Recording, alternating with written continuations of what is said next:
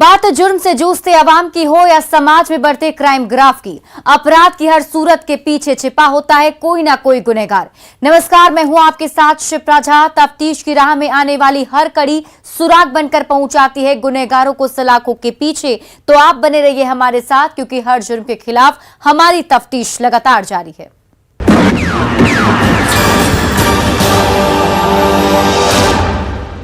वो अपने पति के पीठ पीछे बंद कमरे में बदनाम रिश्तों को जी रही थी। समाज और ससुराल वालों की नजर में मृतक पप्पू की संस्कारी पत्नी और बहू है, लेकिन एक दिन उसके बंद कमरे का राज खुल गया और पति पप्पू अपनी पत्नी के आशिक के घर पहुंच गया। यहीं से पप्पू की पत्नी का प्रेमी दिलजला आशिक बन गया और डेंजर गेम की फिराक में लग गया और 6 अगस्त को उसे अंजाम तक भी पहुंचा दिया। जब पुलिस ने खुलासा किया तो मोहब्बत में आशिकी के डेंजर गेम की चर्चा शुरू होने लगी।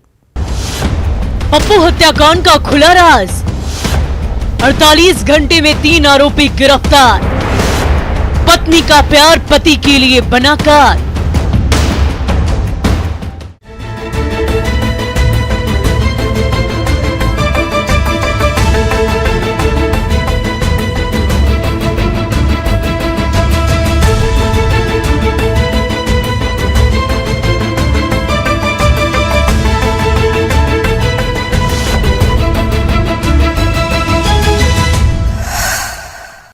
बक्सर जिले की पुलिस की कस्टडी में दिख रहे इन 3 युवकों की कहानी सुनेंगे तो आप भी दंग रह जाएंगे। जैसे तीनों की गिरफ्तारी के बाद जिले की पुलिस सन्न है, हाथों में हथकड़ी पहना दी है, जिसमें हैप्पी कुमार, सन्नी वर्मा, सूरज कुमार शामिल है। इसमें सन्नी वर्मा नाम का एक आरोपी ऐसा भी है जो पप्पू हत्याकांड का मास्टरमाइंड है।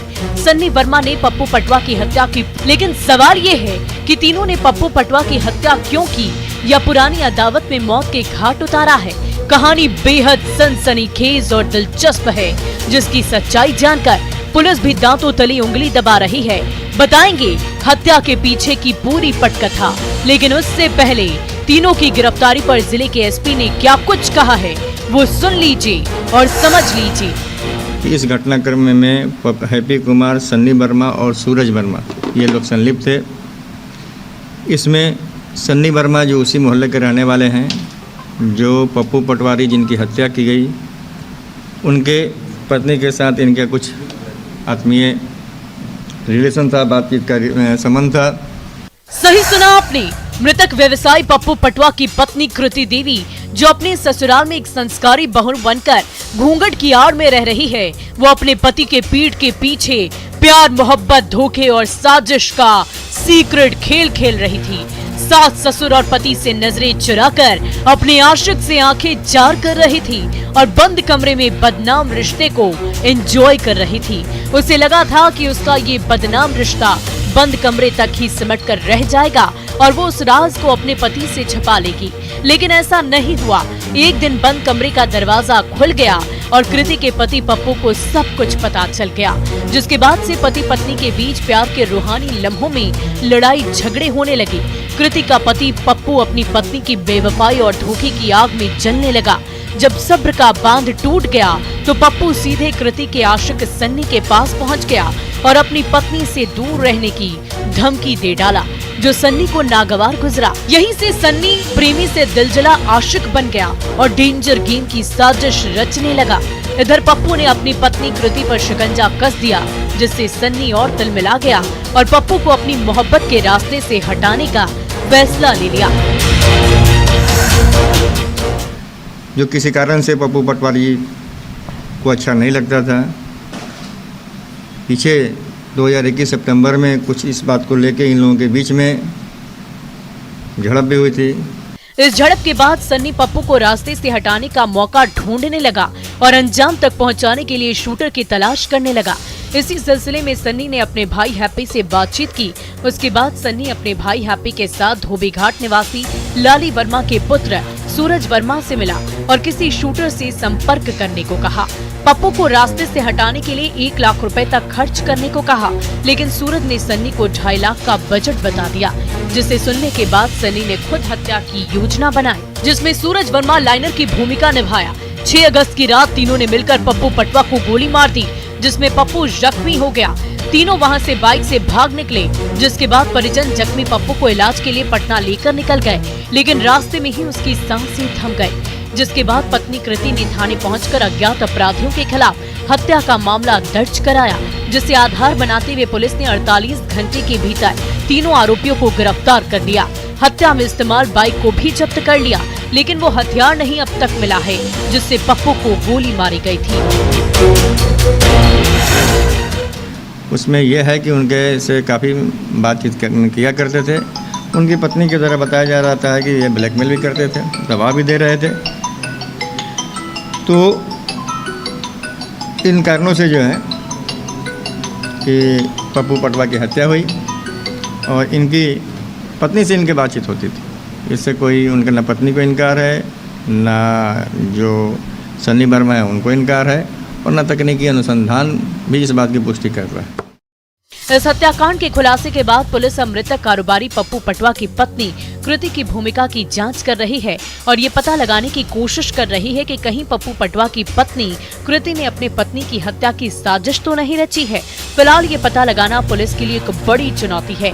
सच्चाई जो भी हो, लेकिन जिस तरह से आशिक मिजाज बीवी की आशिकी में पति पप्पू पटवा की हत्या हुई, वो बेहद खौफनाक और खतरनाक है।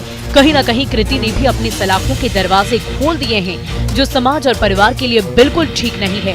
इसलिए न्यूज 18 भी आपसे अपील करता है कि कोई भी कदम सोच समझ कर उठाए। न्यूज 18 के लिए बक्सर से पुष्पराज के साथ ब्यूरो रिपोर्ट।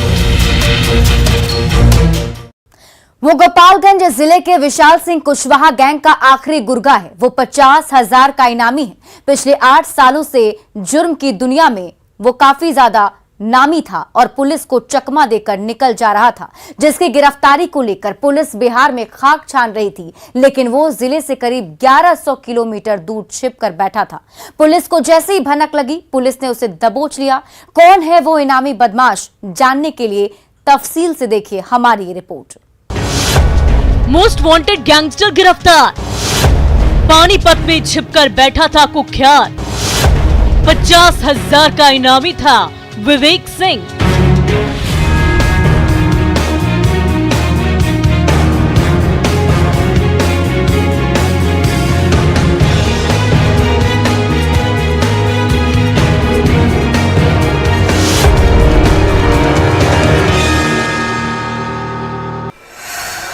विवेक सिंह गोपालगंज जिले के कुख्यात gangster Vishal Singh and company का यही वो आखिरी गैंगस्टर है जिसने जिले की पुलिस की रात की नींद और दिन का चैन छीन रखा था।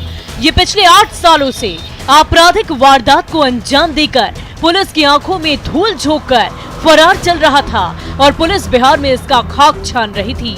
लेकिन ये शातिर गैंगस्टर गोपालगंज से करीब 1100 किलोमीटर दूर हरियाणा राज्य के पानीपत जिले में छिपकर बैठा था, जिसकी गिरफ्तारी को लेकर पुलिस ने जाल बिछा रखी थी।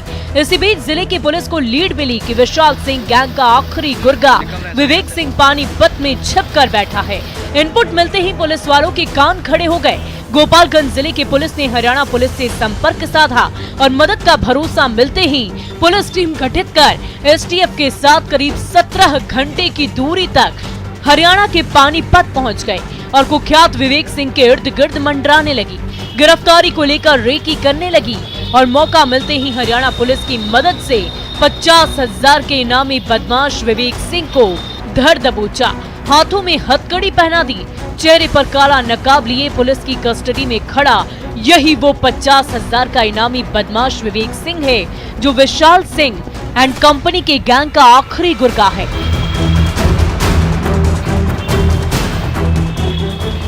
पानीपत गई और इस अपराधी के जो ठिकाने थे उसकी रेकी की और इसको आज सुबह ही मतलब कल मिडनाइट के बाद पानीपत से इसकी अरेस्टिंग हुई है और इसको माननीय न्यायालय में इसको प्रस्तुत किया जाएगा। इस पर 50,000 रुपए का इनाम घोषित। इनामी बदमाश विवेक सिंह भोरे थाना क्षेत्र के दक्षिण टोले का रहने वाला है, जिस पर बिहार और यूपी के थानों में 12 से ज्यादा आपराधिक मामले दर्ज हैं।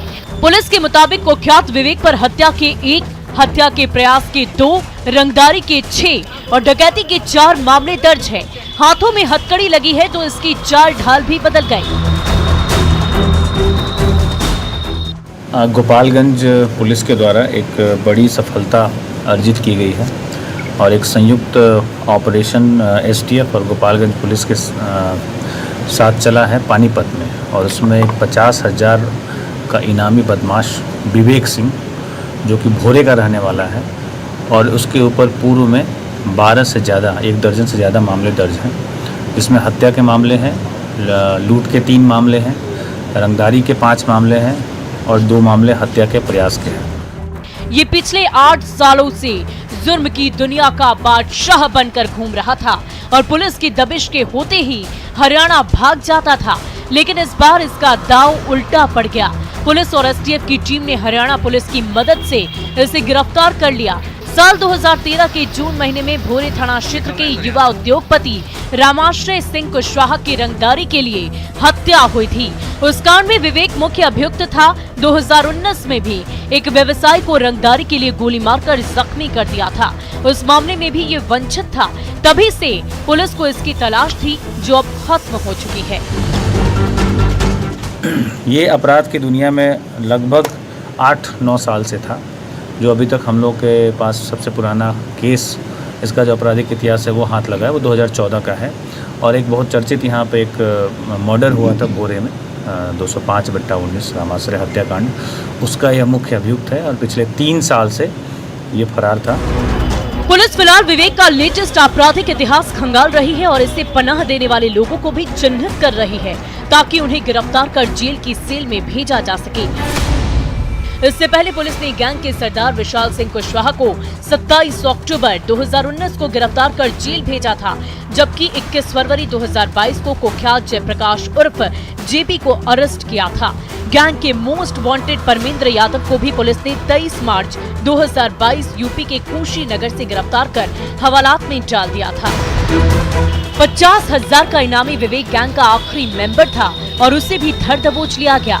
इस तरह पुलिस ने एसटीएफ की मदद से विशाल सिंह कुशवाहा गैंग की चौकड़ी को जेल की सलाखों में पहुंचा दिया है और जिले में खाकी का खौफ कायम कर दिया है। न्यूज़ 18 के लिए गोपालगंज से गोविंद कुमार के साथ ब्यूरो रिपोर्ट। मोहब्बत एक ऐसा नशा है जिसमें पड़ने के बाद इंसान अंधा हो जाता है। उसे कोई दूसरा रिश्ता नहीं दिखाई देता सिवाय उसके प्रेमी के, जिसे पाने के लिए वो अपने माँ बाप का भी कत्ल कर देते हैं, जो समाज के लिए ठीक नहीं है। ये हम इसलिए बता रहे हैं क्योंकि जमशेदपुर में कुछ ऐसा ही मामले का खुलासा हुआ है, जिसमें नाबालिग बेटी ने अपने प्यार को पाने के लिए माँ बाप को ही सूली पर चढ़ा दिया। बेटी के प्यार में सूली पर माँ बाप, आशिकी में गई दंपत्ति की जान, हथौड़े से उतारा था मौत की घाट, आरोपी प्रेमी सलित गिरफ्तार। तारीख 8 अगस्त 2022। यही वो तारीख है जिस दिन जमशेदपुर के टेलको थाना के मनीफीट मंडल बस्ती में एक दंपत्ति की खून से लथपथ घर में लाश मिली। सूचना मिलते ही पुलिस डॉग स्क्वाड की टीम के साथ आनन फानन में मौके पर पहुंच गई और शव को लेकर तफ्तीश में जुट गई। जब पुलिस ने आसपास के लोगों से पूछताछ की तो मृतक की पहचान भूपेंद्र प्रसाद और सविता देवी के रूप में हुई, जो रिश्ते में पति पत्नी थे। उसके बाद पुलिस डबल मर्डर को चैलेंज के तौर पर लेते हुए और हाथों में हथकड़ी पहना दिया। शादी की नियत से भागने का प्लान कर रहे थे और जो संडे और मंडे की इंटरव्यू, उसमें लड़का जब घर पे आया लड़की को लेके जाने के लिए, उसी में लड़की के माता पिता जग गए और उसी दौरान दोनों मिल करके अपने जो मृतक दंपत्ति है उनकी हत्या करके फिर दोनों भाग गए वहाँ से। सही सुना आपने, डबल मर्डर की साजिश किसी और ने नहीं बल्कि मृतक दंपत्ति की नाबालिग बेटी और उसके आशिक सलित कुमार ने किया था। सलित रोड नंबर 2 ओमनगर डुंगरी टोला के लाल ताड़ का रहने वाला बताया जा रहा है, जो मृतक दंपत्ति के घर में बतौर किराएदार रह रहा था। इसी दौरान उसने मृतक दंपत्ति की नाबालिग बेटी का दिल चुरा लिया। जब दोनों का प्यार परवान चढ़ा तो दोनों ने शादी करने की ठान ली। उसी नियत से 8 अगस्त की रात सलित अपनी प्रेमिका के घर में घुसा था, लेकिन भूपेंद्र प्रसाद और सविता देवी ने दोनों को देख लिया। फिर क्या, आशिक शैतान बन गया और पास में रखे हथौड़े से दोनों पर वार कर दिया। कुकर से प्रहार किया, जिसमें दोनों की मौके पर ही मौत हो गई। उसके बाद दोनों स्कूटी से फरार हो गए, लेकिन कानून के हाथों से बच नहीं पाए। 24 घंटे में पुलिस ने जब नाबालिग को हिरासत में ले लिया गया तो दोनों ने पूछताछ में अपना जुर्म भी कबूल कर लिया। प्रेशर कुकर का इस्तेमाल किया गया है मर्डर करने में, उसको जब्त कर लिया गया है। हमारे पास टेक्निकल एविडेंस है और जिस स्कूटी से लोग दोनों भागे हैं उस स्कूटी को भी जब्त कर लिया गया है। आशिक को जेल भेज दिया गया और माशुका को बाल सुधार गृह। लेकिन जिस तरह से बेटी ने अपनी मोहब्बत के लिए माँ बाप को सूली पर चढ़ाया, तो अपराधी चाहे लाख शातिर हो, तफ्तीश की दिशा अगर सही है तो बच नहीं सकता कोई भी गुनहगार सलाखों के पीछे जाने से। तो पुलिस चाहे सोई हो, मुजरिम चाहे कोई हो, आप बने रहिए हमारे साथ, क्योंकि हर जुर्म के खिलाफ हमारी तफ्तीश लगातार जारी है।